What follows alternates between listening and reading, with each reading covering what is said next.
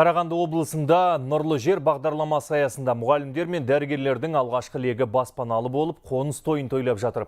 Тұрғын үйді сатып алу Бәйтерек холдингінің қазақстандық ипотекалық компаниясы еншілес ұйымы арқылы жүзеге асады. Баспана бақыты бұйырған жандармен біздің әріптестеріміз арнайы жолыққан болатын.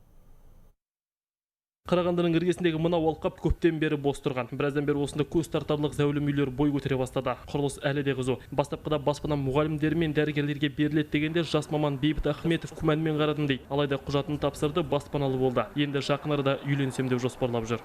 Үй жалдап жүрген жас мамандарға өте қолайлы бағдарлама.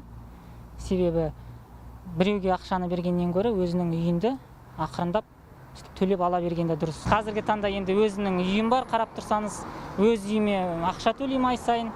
Сол себепті енді отбасын құру алдағы ойда. Расымен де бағдарламаның талаптары көз тартарлық. Бастапқы жарна қажет емес, жылдық төлем 3,1%-тен аспайды. Жалдау мерзімі 20 жылға дейін. Кейін баспананы толық өз атыңызға аударып алуға мүмкіндік бар. Ал қарапайым ұстаз не дәрігердің айлығы жетпесе, кепіл адам ұсынуға болады. Пәтерге үміткерлерді денсаулық сақтау мен білім және ғылым министрлігі ұсынады. За прошедший год тек өткен жылдың өзінде Қазақстан ипотекалық компаниясы нарықтан 1000-ға жуық пәтер сатып алып, мұғалімдер мен дәрігерлерге берді. Үміткерлердің төлем жүргізуге қауқары бар ма жоқ па деген ақпарат тұрақты түрде ипотекалық компанияның сайтында жаңартылып тұрады. Бұл бағдарлама аса маңызды, себебі мұғалімдер мен дәрігерлердің баспанамен қамтылуы ол елдің болашағы. Сондықтан біз алдағы уақытта да осы бағытта белсенді түрде жалғастыратын боламыз. Бағдарламаны іске асыру арқылы алдағы 2 жылда 2,5 мың қазақстандық отбасын меншікті тұрғын үймен қамтамасыз ету жоспарланып отыр. Бұл мақсатқа 40 миллиард теңге қаржы бөлінген. Дәуренбек Бағдәулетұлы, Сайлау Игіліков, Қарағанды, Хабар 24.